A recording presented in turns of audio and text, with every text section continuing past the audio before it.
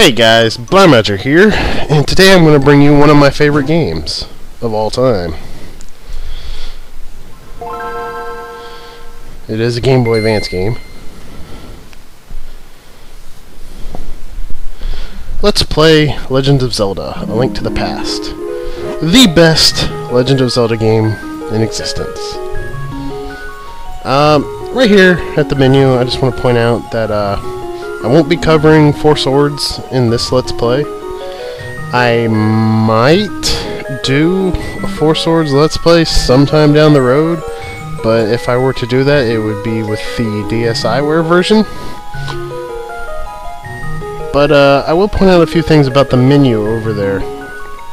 Just talking about the Four Swords menu here, I just want to point out that the icons there, you have the 3 keys. Those are what you get for beating the levels within the game.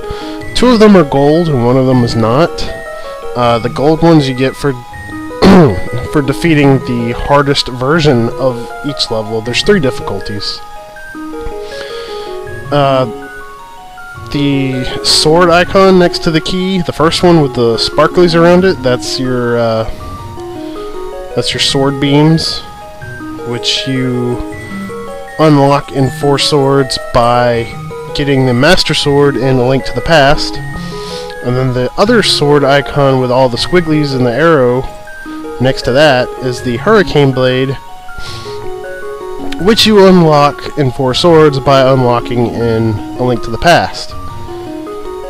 On the bottom part, where you have the Triforce symbol and a gold coin, and it says times 10, that's how many hero medals you have. You get a hero medal when you are the Link that collected the most rupees within a game. And you need a minimum of 10 of those in order to be able to unlock the Hurricane Blade. So 10 of those and beating Four Swords on the easiest difficulty is all you need to be able to unlock everything within A Link to the Past. I did not quite unlock everything within Four Swords, just for the record. I never was able to get that last gold key because I couldn't get enough rupees. And had I done that and beaten it one more time, that would have unlocked everything on Four Swords for me. But anyways, I'm not going to explain the icons on A Link to the Past because we're actually going to start a new game here. And you can actually start a new game on A Link to the Past as much as you want without having to actually delete your file, so you do keep your Four Swords accomplishments, should I say.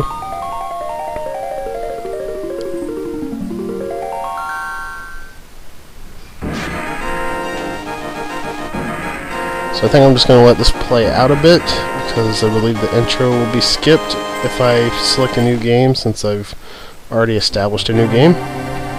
Long ago in Hyrule, a beautiful kingdom surrounded by forests and mountains, legends told of an omnipotent and omniscient golden power that lay hidden. It was hidden in a sacred realm beyond the reach of men, but one day, the doorway to that realm was suddenly open.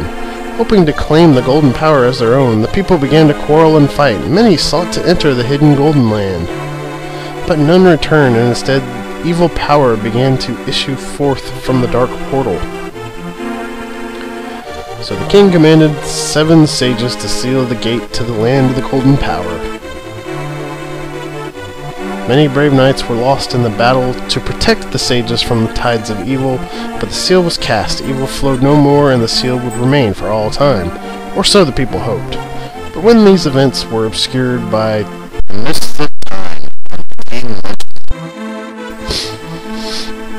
that actually cut off before I could finish reading it, so I guess I'll have to go back through and edit myself reading the rest of it. A mysterious wizard known as Aghanim appeared as from nowhere, and with strange magic powers he eliminated the good king of Hyrule.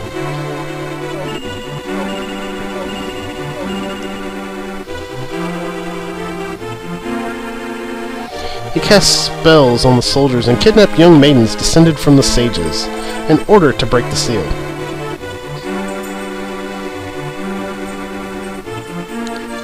Kind of looks like a Deku scrub, like in the face there.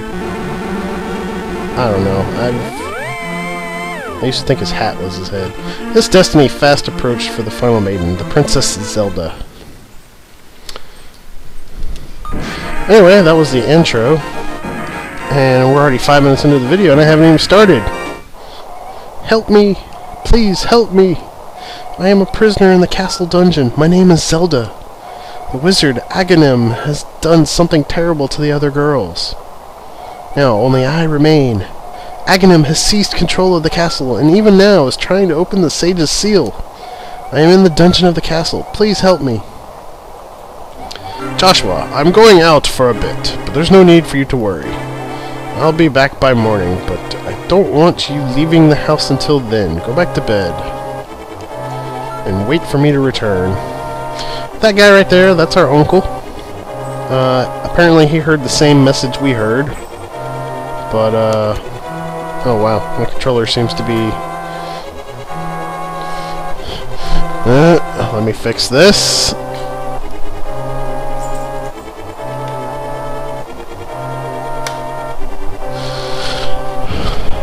That rarely happens with GameCube, but sometimes your controller gets unaligned. Anyway, down here, we get the lantern. Press A to light torches and navigate the dark. Alright. Alright, so we go out here and we got this world, it's raining. And, hey, what are you doing out on a stormy night like this? A kid like you should be heading home and going to bed. But if you plan on staying out, then keep talking to us soldiers. We'll teach you a thing or two.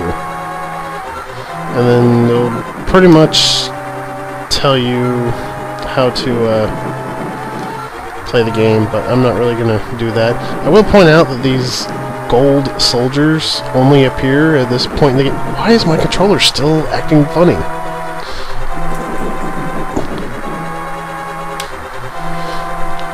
Oh man. Well, I don't know why it's doing this. But I may need to swap out my controller here. Okay, sorry about that cut. I decided to swap out for another GameCube controller. I was actually tempted to swap out for a Game Boy Advance with a link cable, which you actually can use as a controller for any Game Boy game using the Game Boy player. But as I was saying, those gold soldiers, they only appear in this part of the game. Oh, and if you take too long to help her, she'll talk to you again. Tell you where to find her. Hey, you're not allowed in the castle, son. Go home and get some sleep. Whatever. So, if you guys can't already tell, I'm not going to do what, like, everybody else that has ever Let's Played this game is doing and speedrunning it. I'm just gonna casually play through, go for 100% and enjoy it. That voice. Joshua, is it you? I thought I told you to wait at home. I suppose there's no escaping destiny. Here, take the sword and shield from me. I shall teach you one of the secret sword techniques used by the Knights of Hyrule. Hold the B button to focus your power in your blade. Release it to unleash the power. Joshua, you must rescue Princess Zelda. Our people are fated to do so. But do not fall victim to fate, Joshua. I shall always remember our time together. And he's dead, Jim. Or at least passed out. I guess he's not dead because he's still there. Now, normally, if I was speedrunning, I would not even bother going this way. But, over here, there's 5 rupees. There's no reason to light that torch, but it is there. I guess it's just to give you something to light if you're really that determined to light a torch. These enemies here are just called green soldiers. Which is odd, because they are the only enemy in the game that are simply called soldier, despite there being 4 different colors of soldiers, and many different kinds of soldiers. This guy here is a green sword soldier, and that's going to be where your main name difference is. And that you'll have their color and what kind of weapon they wield. The ones with daggers are just called soldiers. Green soldiers, I should specify. 1 spin attack will take them out, or 2 normal attacks. One thing about the green soldiers is that they will never actually charge after you. the green sword soldiers and every other kind of soldier will. This here is a blue sword soldier. It'll take 3 hits normally.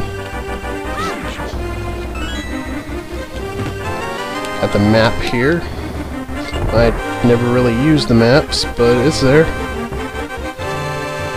if you want it. Alright, I'm playing really carelessly. Now, a lot of the fighting with these soldiers, the trick is to figure out how to get your sword past theirs. Because notice that our swords just kind of tinked there. Yeah, well, they can kind of block you off with their sword. But, as you can see, they're pretty easy to get around. Again, this is something I wouldn't be doing in a speedrun right here. I actually wouldn't have fought any of those enemies in a speedrun. I would have just snuck past them.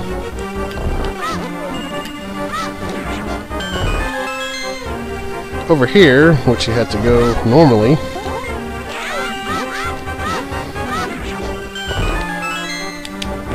we get the boomerang. And in this version of the game, you can press, I guess it's select to get to your menu. Whatever Y button is on the GameCube controller, I think that's select. Normally, you would press start on the Super Nintendo version, or plus if you're playing on the Virtual Console.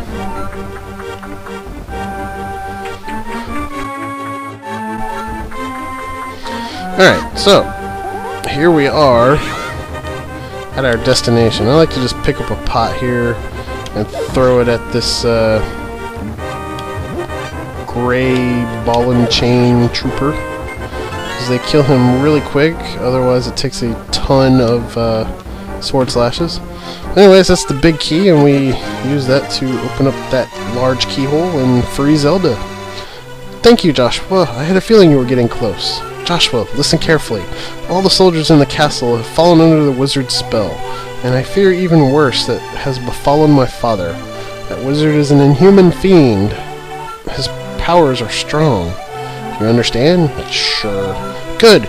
We should go quickly before the wizard notices us. I know a secret path, but we must go to the first floor to reach it. Let's go. And we get 5 more rupees in there. Lucky us. So now we get to go all the way back out to the entrance of the castle.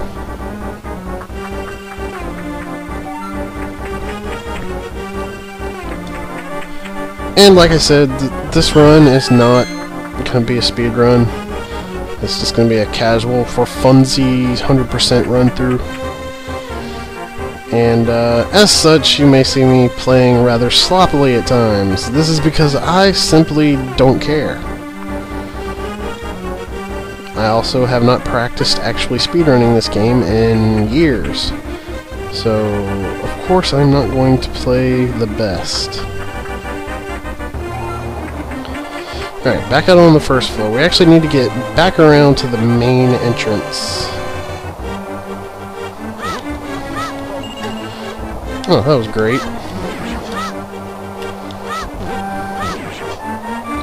Huh. Usually you can get a heart from those green soldiers.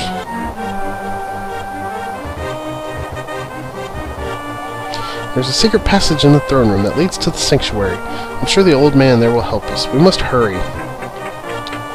And it's funny that she specifies that he's an old man, because, I don't know, I used to think this old man was a little old lady. Do you have a torch? Yes, we have a torch. It's pitch dark inside, and you can't see without one. But yeah, I missed the first line there. Oh well. If you're ready, let's go. We have to push it from the left. Come on, help me. And you do actually have to push it from the left, because nothing happens if you try to push it from the right. Alright, so pushing it open, and there we go. And we got rats in here. I don't really remember which floor it is, but I know on one of the floors an enemy is holding a key. I don't know, rats are a good source for rupees, and you do need quite a few rupees to 100% this game. So, I mean, I'm not going to go out of my way to chase them down, but, like, if they're right there, I'll go ahead and try to fight them. Over here, we have a bunch of ropes. Returning enemies from many previous Zelda games. Annoying snakes that tend to just go slowly until you're in the same horizontal row with them, and then they just kind of charge at you. I think in some games they also do it when you're in the same vertical row with them. That rope always gets me. I guess this is one of those games where they charge you in a vertical row. That bat there was actually a keys. And speaking of keys, we got a key. And I'm gonna die if I keep playing this sloppy.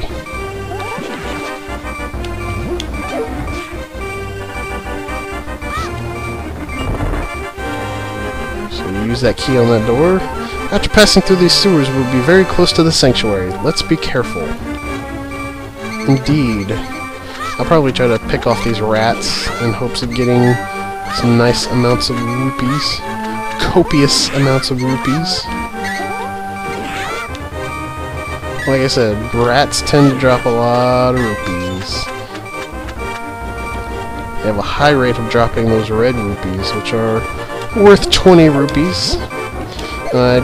No, I haven't been explaining how much the rupees are worth. The green ones are worth 1, the blue ones are worth 5, and the red ones are worth 20. And that does it. That's all the kinds of rupees in this game. Later Zelda games introduce lots of different colors of rupees, like orange rupees and silver rupees and purple rupees and black rupees. Actually, there are black rupees in Four Swords.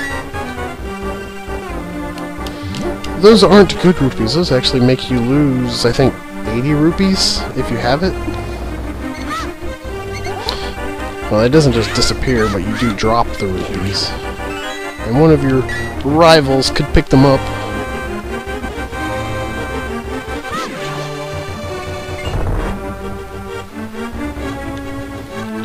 Alright, over there on the left is a wall you can bomb. Or as Nintendo Capri Sun might say, a bomb you can wall.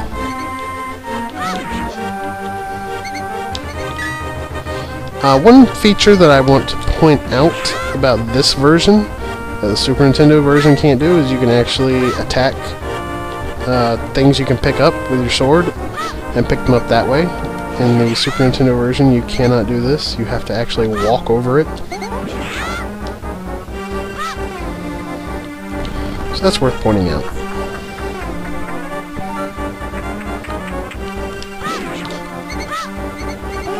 Now, rats tend to stay along the edges of whatever they can walk on. You noticed earlier they couldn't walk in the shallow water, so they would walk along the edges of the wall in the water.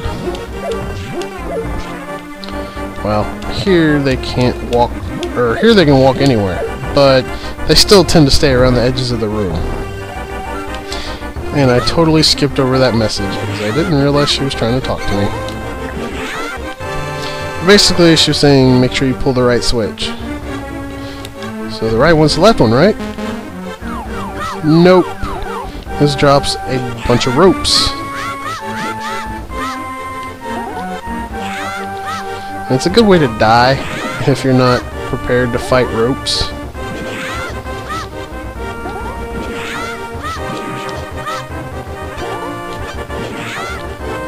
But not really a big deal. Anyways, we hold R and we can pull and push things. Well, we can pull things, you don't have to hold anything to push them. Princess Zelda, you're safe, and you're the one who rescued her, Joshua? Indeed I am.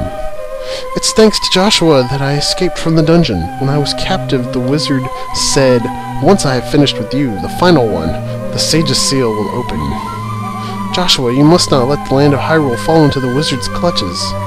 If he breaks the seal of the 7 sages, a wave of evil power will be unleashed. If that happens, the people of Hyrule shall never again know peace. Before that happens, before it's too late, please, you must defeat the wizard before he destroys all of Hyrule. You can. You must. I sense that a mighty evil force guides the wizard's actions and augments his magical power. The only weapon potent enough to defeat the wizard is the legendary Master Sword. Well, there is another weapon that's powerful enough to defeat him, but we'll go into that later. But the only person remaining who has any idea where this blade may be is the village elder. He is said to be a descendant of one of the 7 sages.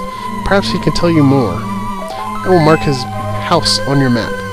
But we must take care. I am certain the castle soldiers are looking for you and the princess now. The 2 of you cannot stay together, so I shall hide Princess Zelda here. Do not worry. Seek the elder. You understand? Yes. Alright, well, with that, we can get our heart container here, and we will end this episode off. This has been Let's Play The Legend of Zelda: A Link to the Past. I am Blaumagier, and I will see you guys next time. Later.